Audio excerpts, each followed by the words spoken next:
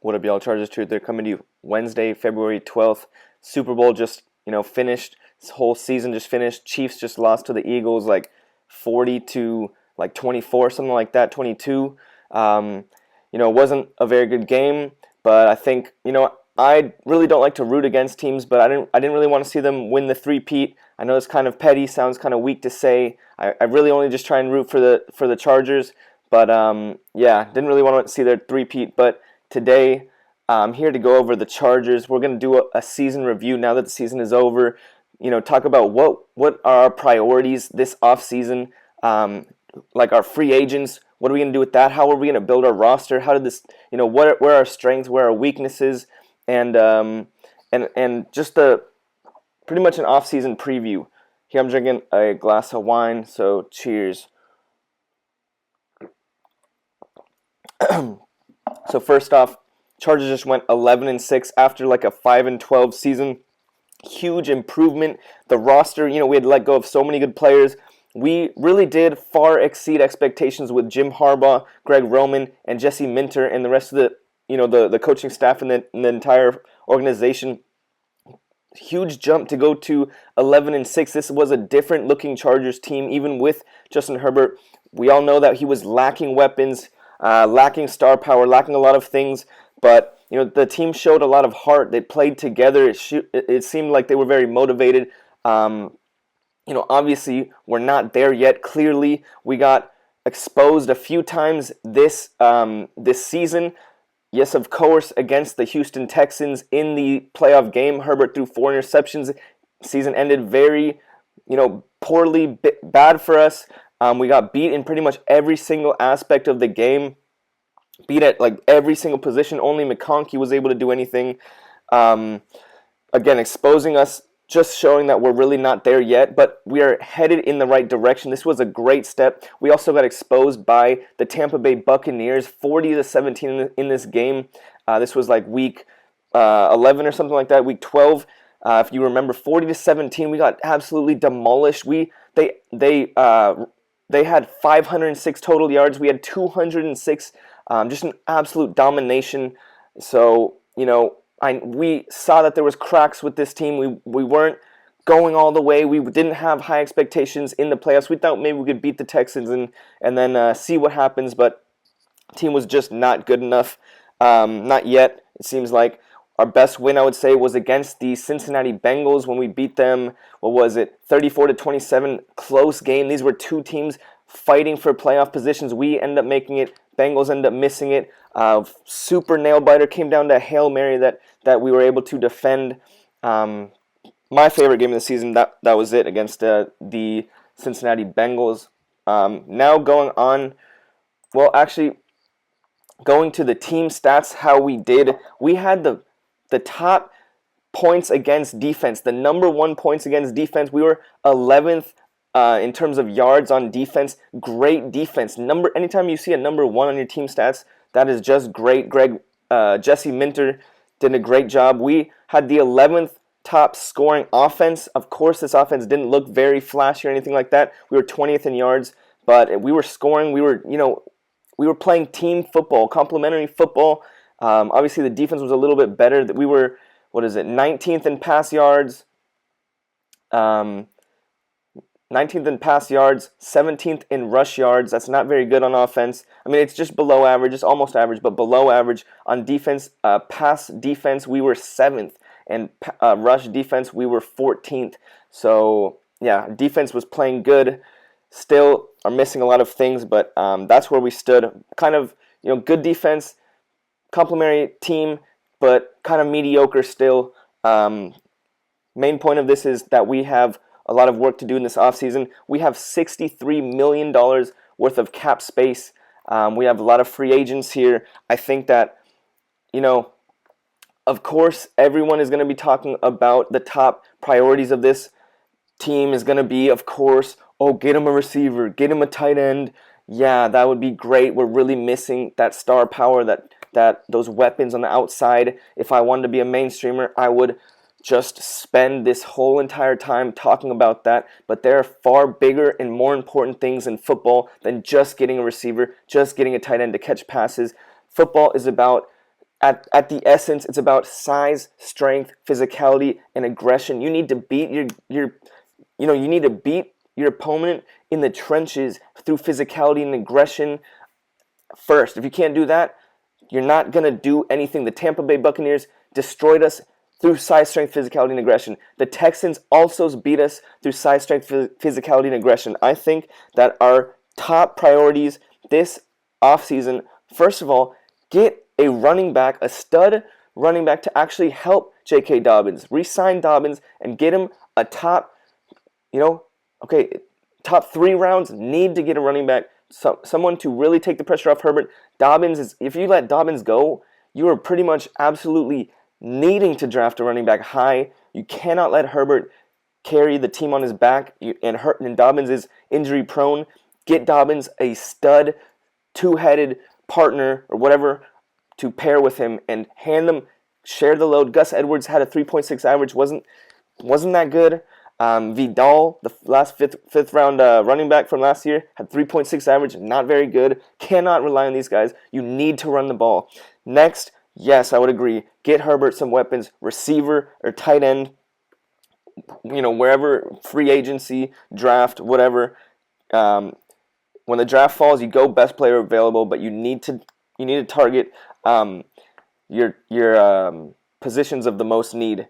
And then, of course, investing in size, strength, physicality, and aggression. This comes in the offensive line and defensive line, linebacker, yes, tight end, running back, all that. Just get some hitters, some big, strong dudes that are not just going to get bullied off the line, going to win their matchups head-to-head, and going to change this culture of this team to be a physical, aggressive, nasty team. You cannot have that type of team if you don't have that type of players. You just can't, So let's see where we're going now. Positives of this season. Herbert was great. Dobbins looked good. Alt was a very good rookie. McConkey came through. On defense, we played very well as a unit. Derwin James played as good as we expected him to, especially when he was blitzing off the edges. I think he had a lot of sacks. Poona Ford played well as a free agent for us. Henley stepped up as the stud linebacker, as the main linebacker. Tarheeb Still was a stud of a rookie, 5th round pick with I think he led our team in interceptions. Hart was good as well. The negatives was on offense. We had no run game after Dobbins. We were thin at receiver, and Quinn Johnston still has drops. We had nobody at tight end, lack of weapons, and our interior offensive line did not look very good, especially in that Houston Texans playoff game when we needed them the most. It just looked like they gave a bunch of sacks, a lot of pressure. Invest in the trenches always. Never neglect that. On defense, we still need to get bigger and stronger. We're about Poona Ford's a free agent. Tart's a free agent. We need to have size. We need to be strong. Defensive tackle is very thin, and our linebacker is also thin. Colson did not step up. We need him to take that step this next season coming up. I'm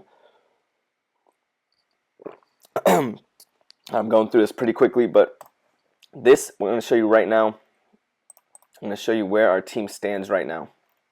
All right, so if you look at this depth chart right here, we got quarterback, we got Herbert, and look, Dobbins is a free agent. Got a big hole there at starting running back. Massive hole at starting running back. This is the guy that touches the ball second most after quarterback. Edwards was not good enough. Haskins was not good enough. Vidal was not good enough. Receiver, we got McConkey. Johnston, who still has drops, and we're missing Palmer. Palmer is out. Don't really have a stud receiver, so that's another big hole. Tight end, Disley. We had Hayden Hurst. Even with Disley, we got big hole, maybe even 2 big holes at tight end. At tackle, yes, we got Alt and Slater. That's a bright spot. Guard, we have Johnson, Pipkins, Salyer. None of those guys are very give us a ton of confidence. And Bozeman is a free agent. Another massive hole. This whole interior offensive line is kind of a weakness. Defensive tackle, we got Poona Ford and Tart as free agents. Look, monstrous holes in the middle of our defense. Agbanya, then, are you going to expect Ogbanya, Boygby, and Matlock to be your defensive tackles? You got to be crazy. Got to absolutely prioritize this. Defensive tackle, Mack is going to be a free agent, so we got Bosa, Tooley. Maybe we can get by like that, but that's still very thin. Not as thin as defensive tackle. We got Henley, Colson didn't step up. Perryman's out. Another big hole. We got holes everywhere. This roster is looking like some Swiss cheese. Cornerback, okay, we got Still and Hart, Leonard, ASJ, and Fulton are free agents. Safety, James and Gilman. So this roster is very troubling. It's very surprising how we were able to go 11-6, but the way we did that is by playing team football, complementary football, hard-nosed football with what we had. But if we're going to look at these free agents, we got Bozeman, Sante Samuel, Puna Ford, Fulton, Perryman, Fox, Palmer, Molden, Heineke, Tart, Dobbins, Smart, and Mack. We're going to start re-signing these guys. We can't probably get them all, but the guys I want the most, obviously Dobbins. Give me Dobbins right now. Give me Dobbins. Cannot have a hole at running back, and I'm still going to go into the draft and pair someone with Dobbins. Then, you might not like it, but I still might go Bozeman just because how much of a hole we have here. I don't think we'd have to pay him that much, and we can also still address center and guard and all that. But well, give me Dobbins and Bozeman. Then if I'm keeping looking, next priority is obviously Ford. Gotta have Ford right there. He was a big part of our team. Let's see, Fulton, Perryman. I'm bringing back Perryman. Just, you need depth. You need guys that can contribute, actually. Mack, I'm going to bring back Mack just because he's a Hall of Famer. He deserves to be on our team. I'm sure we could work something out. We have $63 million of cap space. Look at our roster is so weak. We can probably work something out. Let's see, Molden, Heineke. Maybe we bring back Heineke, whatever. This is like a whatever. And the rest of the guys I don't really care too much about. Maybe Smart, I guess, on the low. I could see Smart coming back. Asante Samuel, probably going to let Samuel leave. Fulton might leave. Fox, maybe we bring back Fox. I could see him leaving. Unless we let go of Mack, then we bring Fox. Palmer, I could see him leaving. Molden, maybe that's a 50-50. A lot of these guys are like 50-50. Tart, okay, I don't know if we bring back Tart, actually. I think we might leave Tart. And then in the draft, we are going, let's see. We're going defensive tackle, running back. We're going, probably tight end somewhere. Probably receiver somewhere. Probably interior offensive line. And then linebacker, And then just best player available. Just, look at these. These are interior positions for a receiver. Interior. That's how you build a strong team, And for the most part, that's what I got to say about that. If we're looking at free agents, there's some, receivers that are out there that are, in question, like Metcalf, Higgins. Who else? There was another one. Devontae Adams, even though I know he's not going to come to, I would be really shocked if he did after we made fun of him in the offseason the year before or whatever, which was not a very cool move. I didn't like that move by us. You can't make fun of somebody and then want them to play for your team. If you're going to say something, you stand on it. Don't be switching up. That's bitch made. So maybe even Stephon Diggs, I don't know. Sure, sign him up, whoever. Free agents out there. But one free agent I really want is Dre Greenlaw, linebacker from the 49ers. That guy brings some attitude, some nastiness, and he got size. He's got experience. Comes from a solid defense. A team that knows how to play defense, knows how to be nasty and aggressive. That's exactly what this team needs. I think that Harbaugh and them understand that. And maybe Bolton, the linebacker from the Chiefs. Maybe running back Aaron Jones, Mekhi Becton. Some guys with size and experience. Just bring them on. Just bring us some players. I think but this is going to be a big offseason for us. We went 11-6. It's not easy to go 11-6. It's very hard. So to take the next step upon that will be even harder. How are you going to win less games? How are you going to lose less games than 6? How are you going to win more than 11? That's very challenging. But we can do it. We need to start getting playoff success. I know we all know that, and that's the next step for this team. I think we could do it, but we got a big old $63 million in cap space, and we're going to have to start opening that wallet and making moves and re-signing people, signing free agents, and being aggressive in the draft, or just, picking solid players. And it really is not all about Herbert in the pass game. It's a big part of it, but there's so much more that goes into succeeding at football than just the pass game, receivers, and the tight end. It's not just receiver, tight end, quarterback against a cornerback, safety, and another quarterback or whatever.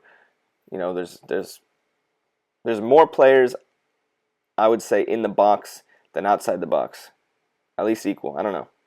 So hopefully all that made sense. I talked pretty fast, pretty long.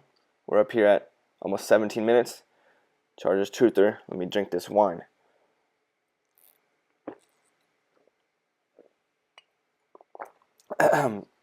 Let me see if I could do a quick mock draft 3-round. Who's on the board? Kelvin Banks, Walter Nolan, Omarion Hampton, Tyleik Williams, Colson Loveland. I haven't really seen much of him, but I will take Walter Nolan. I'm going D-line. We need to get big. Let's get big. Let's get that Eagles defensive line. Let's get that Eagles D-line. They won with Goddard at tight end, so okay. Now I'm going running back. I would like to Dylan Sampson, Derek Harmon, dang, Travion Henderson or Judkins. I'm going some linebackers. Dylan Sampson. I think I like Henderson. I took Judkins in the last one. I'm going Henderson right now. Last pick right here. Again, we have like 11 picks in this draft. We got a lot of work to do in this draft. A lot of guys going to be coming on. But let's see. I might go receiver, tight end, Tez Johnson, Devin Neal, Ratledge.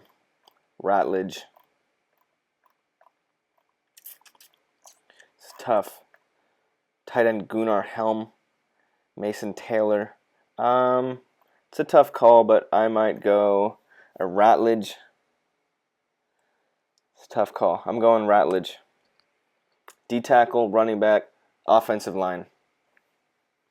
I didn't get a weapon, but go in the free agency, whatever. Big old dudes, get a running back, and that's about it. All right, Chargers, shoot them out. Thank you.